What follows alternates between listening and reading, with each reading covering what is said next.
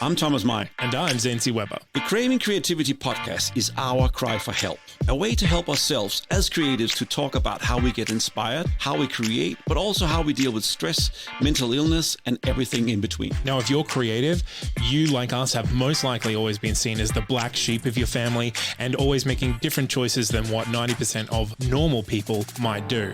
Not going for the safe choice, but always living a little on the edge. With the Craving Creativity podcast, it is our hope to create a safe space where we can talk about being creative. We want to build a community of like-minded creatives and help each other. Subscribe, email us, and be part of the creative journey. Welcome to Craving Creativity. I am one of your hosts, Zanes Weber, here with my wonderful co-host, Thomas Mai. And we're here to talk about creativity and how to live a creative life somehow. And a happy life. Happy life. Creative and happy. Aren't they the same thing, Thomas? Oh, yes. The more creative you are, more happy you are, obviously. But the downside is, of course, if you're creative, you might not make enough money to have a life. So that's the balance we're trying to deal with in this podcast. How do we remain creative? How do we remain sane? No pun intended. And how do we have a fulfilled life? So I guess this episode is not about making money. It's almost about the opposite. It's about using creativity as a way to escape from stress, your regular life. Correct. And how creativity can be used in that way. So you suggested this one. Yes. So what brought this one about? What was on top of your head here? It is, we talked about before, I often get stressed. And when I do get stressed, I seem to escape sometimes. And thank God it's not through alcohol or through other vices. I just tend to either open a new page or do stuff creative to start a new project, get excited about new projects. So I escape. I use creativity as an escapism where that fuels a hope. And for me, hope is very important. Hope is the most important. If one of the most important emotions to have is have hope or feeling.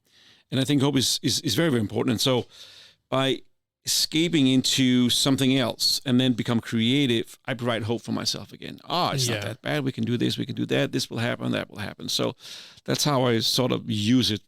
Creativity as escapism. Does that make sense? So it's kind of like a mood lift for you in the sense that. Yeah, but I can also do it if I'm very happy. So I don't have to be down or stressed. It can, which I'm coming with some examples of here. It can be in different moods, but it is definitely a place to go to, a safe space, so to speak. Does that make sense? No, I totally understand that. For me, using creativity as an escapism is usually when I'm frustrated doing something that I don't think is creative or I'm not feeling creative with. Yeah. And I rebel by doing something else creative. Like if I'm frustrated with my work, I'll go home and do something creative. Or if I'm frustrated with a creative project, I'll put it aside and do a different creative project. Yeah. I think that is the way that I escape into it. And because your creativity automatically gives you more control over it as well. Yeah. So I think that is how I escape into creativity, is like if I'm feeling constrained or frustrated with a project or stuck, I will go in the exact opposite direction, and it's a creative project that has no timeline, has no deadline, is just creativity for the sake of creativity. And that kind of resets my my mood level and my creativity level. Okay. So that I can go back to the other project and get through. Okay. Yeah. That makes sense. I like that. So, but if you start all these different creative projects, do you then feel fulfilled? Or if you have all these half completed, 25% completed projects around? Wow, way to really just attack me there. Sorry.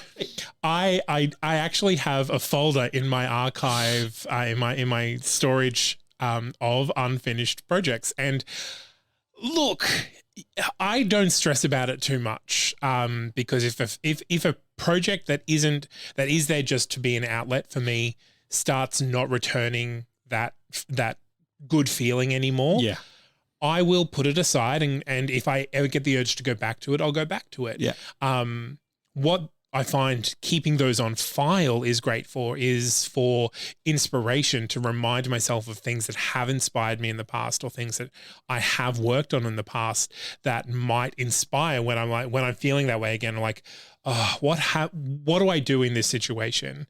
And I go back and that kind of rekindles that nostalgia for the creation.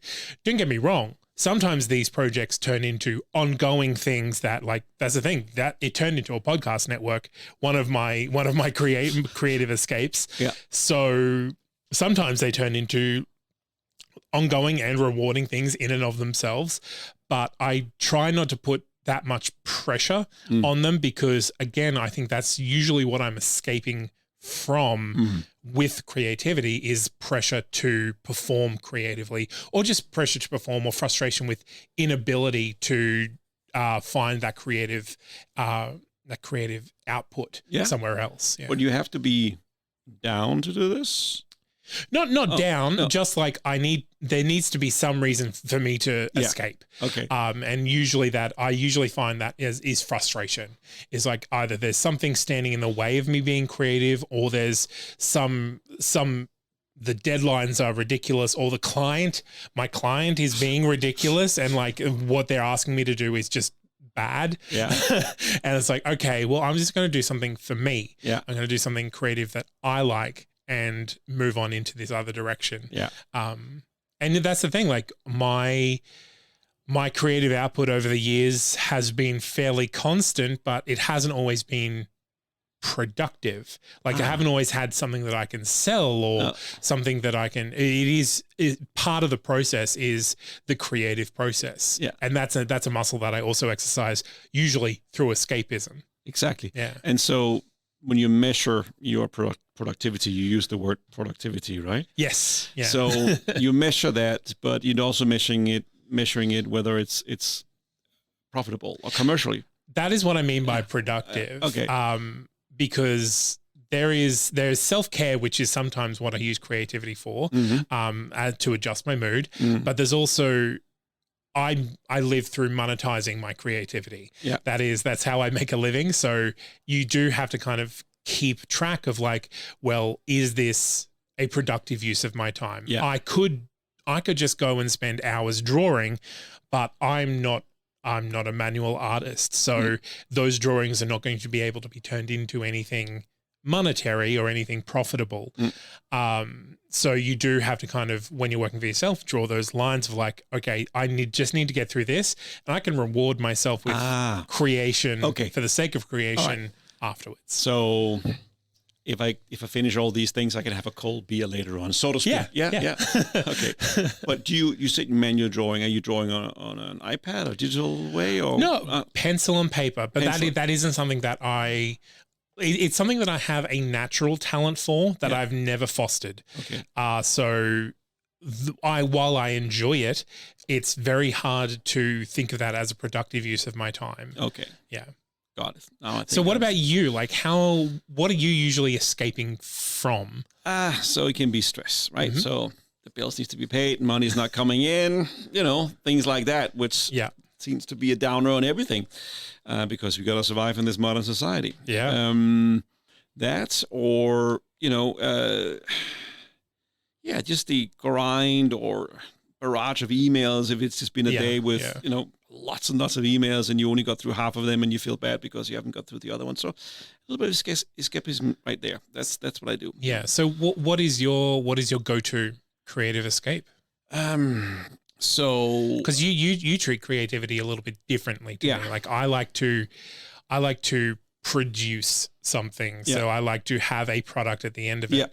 Whereas your creativity really comes in like problem solving and kind of putting things together. So I'm helping you with a campaign right now. We talked about this before, right? So, and I learned that it's not loading very well.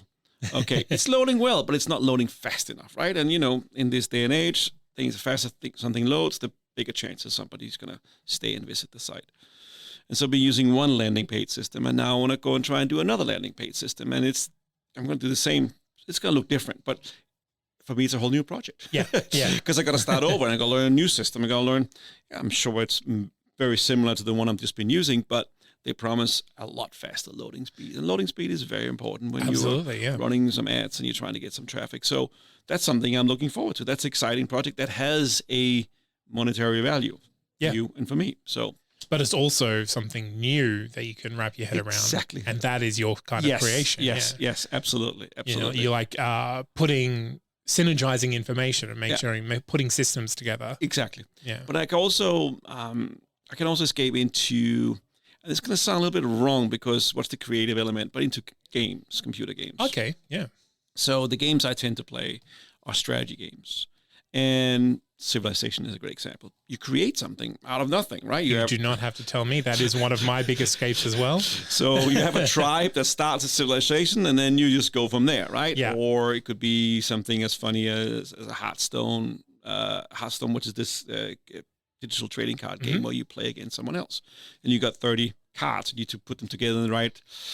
You need to create a deck, and that's creative, and then you need to figure out how to beat someone else. And it's... So I tend to escape also into computer games sometimes. And that can be when I'm sad, but also when I'm very happy. So it can be both. It is.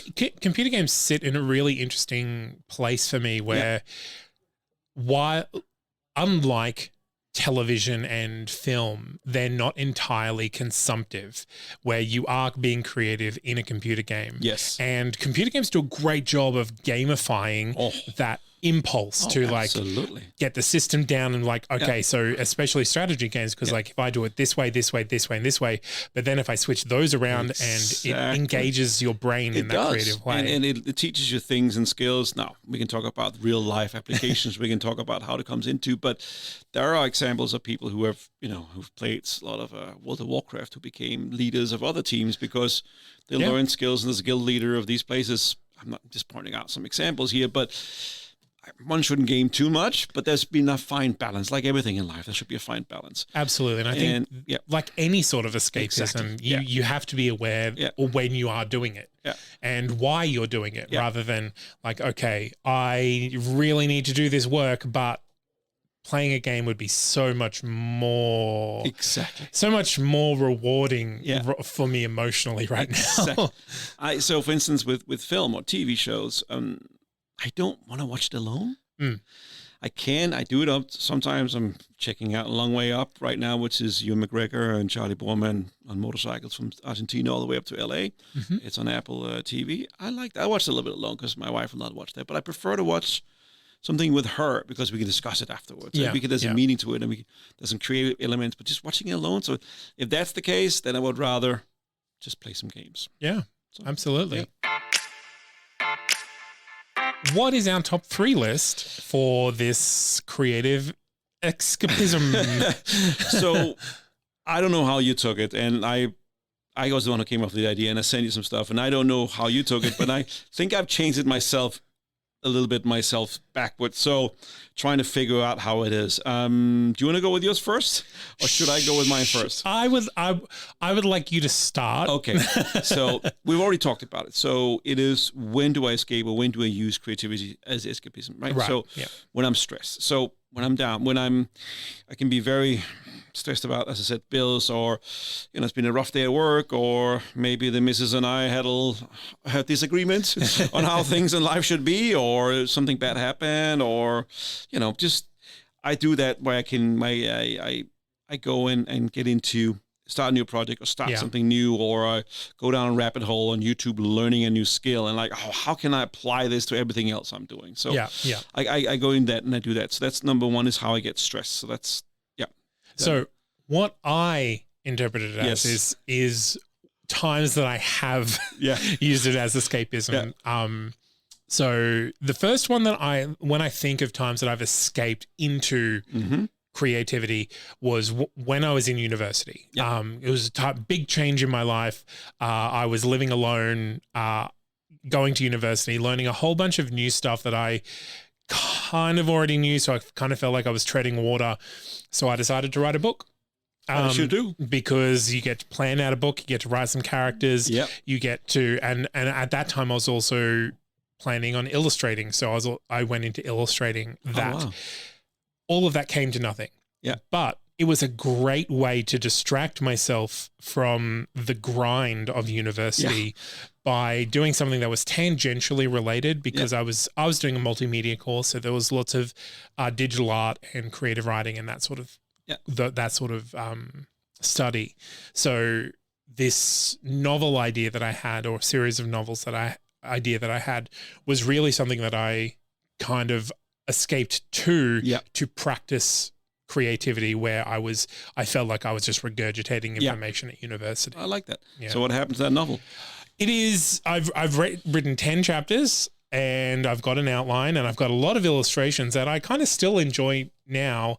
If I were going to write it, it would be very different. It was very young adult fiction when I was writing it.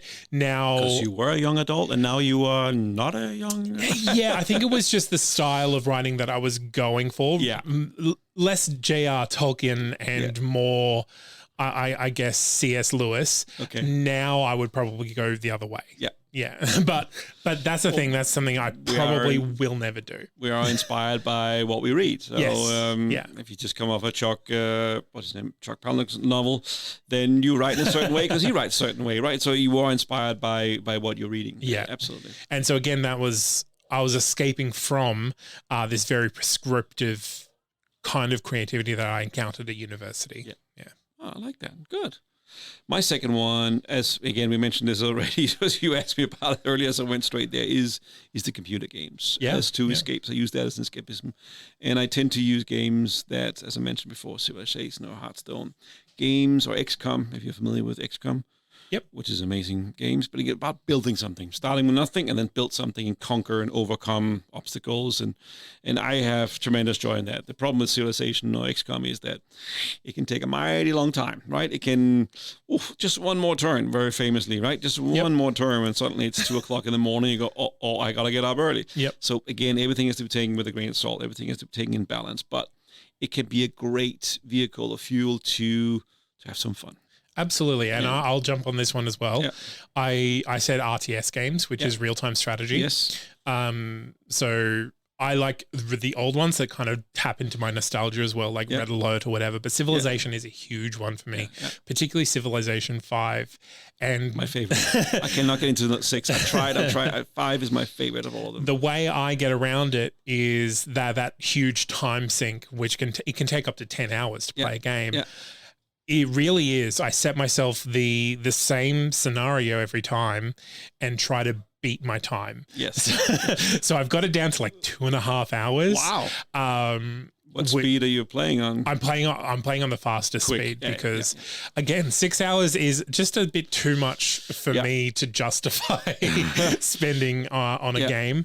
But again, it really does tap into the kind of strategy and working systems together as well. And I think Civilization does a great job of melding lore with legend and really kind of putting this alternative history together, which does, again, kind of fire up your brain. Like, what if George Washington and Cleopatra had met? What would the two civilizations do with each other?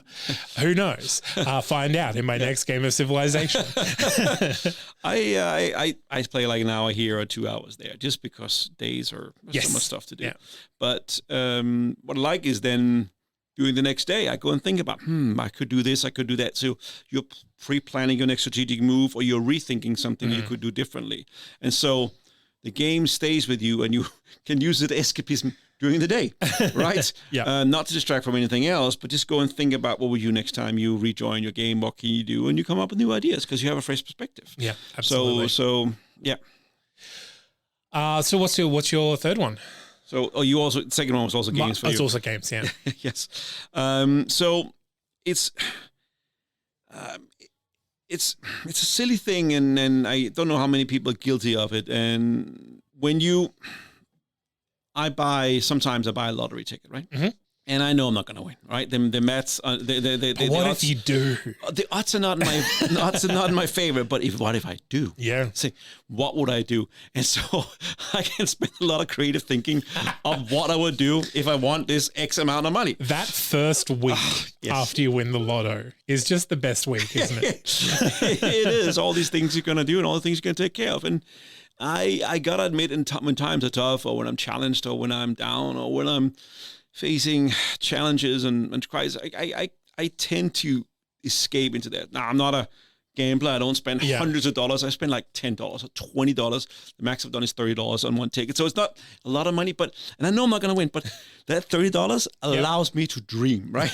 And it allows me to be creative. What would I do? What's the house going to look like? What's the garden going to look like? Yeah. Where's the pool going to be? You know, what kind of furniture we're going to have. So that's creative. So I escape into that. And it's weird. It's odd. I'm a middle-aged man. I shouldn't be doing this, but it works, man. And of course, I get a little bit sad when we don't win, but last time I won $50, and the time before I won $30. So, you won something. I got more back than I won, but over a lifetime I've certainly spent more than I won. I just want to point that out. So it's not exactly. But if you do everything a grain of salt, if you do everything in balance, then those $20 I spent, it gives a long way of creativity. Yeah, I want to surprise my wife. How can now we can finally get that house? We can get that doggy that my daughter wants. You know, things like that. So yeah, absolutely. Yeah. My final one is 6 years ago. I was working a 9-to-5 job where it was getting less and less creative. Yeah. And so I decided to start a podcast. Yep. That's what I did. I was like, here we are. I've been wanting to do it for a while. It's kind of been sitting in the back of my mind. It was just kind of like, look, I need something outside of work that is not theater, because I need to be able to actually produce something without relying on 17 other people. Yeah. And a podcast was what turned into a small podcast network, which turned into a podcast network, which now turned into my job. Yeah. So this is something that the actual product is not great. I don't particularly enjoy it anymore. You don't enjoy making podcasts? No, I don't enjoy that podcast anymore. Okay. Because it was my first one. The sound is horrible. Oh yeah. The production is terrible. Yes. But I've learned a lot of lessons, and that was, it was a creative outlet that did what you want creative outlet, productive creation to be, and it turned into a job. It did. Yeah. And you can. It's so easy to go back and mock the first things you've done, but that was your podcast school. Yep. Like drawing school or writing school. You just got to keep doing it. And the only way to get better at something is keep doing it. So, absolutely. And you learn. You can, again, sit and theorize about what to do and not to do, but getting your hands dirty, getting your hands down in the mud, that's where you learn. Right? Absolutely. I mean, and that's where you got to go for it. The only way to learn is by doing. And so that's why I did it. Like, I'll never regret the podcast. It was 300 episodes. Like, it's still up and out there. Which podcast? I'm not going to tell you. Okay. It's terrible. I don't want anyone to listen to it, but it's out there. Okay. It was a Dungeons and Dragons podcast, it was another kind of level of creativity as well, because I was creating the game as we were playing, and a little bit of acting and fun gameplay as well. Okay, got it. But it was that the podcast was really kind of the project that drove both the game and the interaction. So that was it for me. So you play Dungeons and Dragons? I do. Yes, I did. You're saying you're doing, and I'm saying I did. I haven't played in a long time, but it's a fun game. That and GURPS and all those. Learn more about you today. So there you go. All right. Well, that is our creativity is escapism, or escaping into creativity. Yeah. So the question is, you, dear listener, how do you use creativity, escapism? Do you escape? And if you escape, where do you go? How do you do it healthily as well? Because especially now that I'm my own boss, like, the temptation is always there to just like, okay, I'm not enjoying this right now. Yeah. I'm going to spend some time doing something I do enjoy. And it's like, I need to get it done. Yeah, you need to get it done. Yeah, and like that. So tell me, what are your strategies for using it responsibly? Yeah. Tell us in the links. In the show notes, there'll be an email. You can write a review. And the Facebook page is up and coming. So go there as well and write about it. So, yeah. Absolutely. And so thank you for listening. I've been Zane C. Weber, here with Thomas Mai. And keep being creative, everyone. Please.